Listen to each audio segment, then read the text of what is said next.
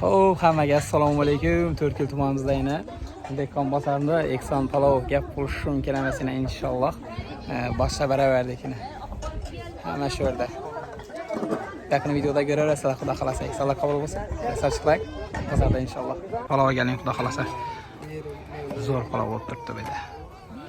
Bozorchilar mazza qilib yeydi palovni. Biz ham vaziri birinchidan eksonlar qabul bo'laversin. Hammaga yetilsin. Bazorimizning orqa tarafida bo'lib turgan ekson sadaqa. Hamma bozorchilar. Assalom, palovni chiqib bo'pti. Zo'rmi?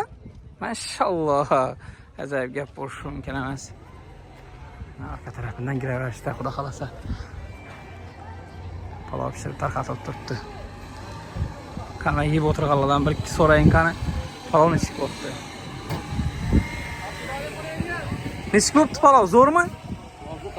Ajoyibmi? Mashalloh, gap bo'lishi mumkin emas. Hay, yevering, osh bo'lsin xudo xolasa. Yaxshi, yeveringlar, deymiz xudo xolasa keyin. Xo'p. Kelaverasizlar palovga. Aytganimdek zo'r, ajoyib. Mana mashalloh, zo'r. Ko'p palov hali. Hey, palov ko'p.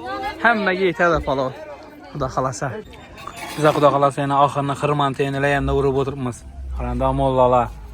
Mashalloh. Xirmontendan oxiridan yeb o'tiribmiz yana. Yashaylar.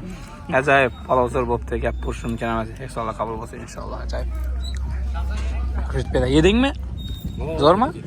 Mashalloh, saymat kelgan adabek. Nima bilan ichamiz endi uni? Hozir kasa to'p kelaman. Mashalloh. Rabbim boğam boyna inşallah.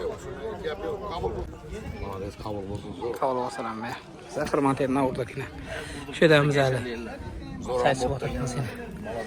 Nurdek bilan.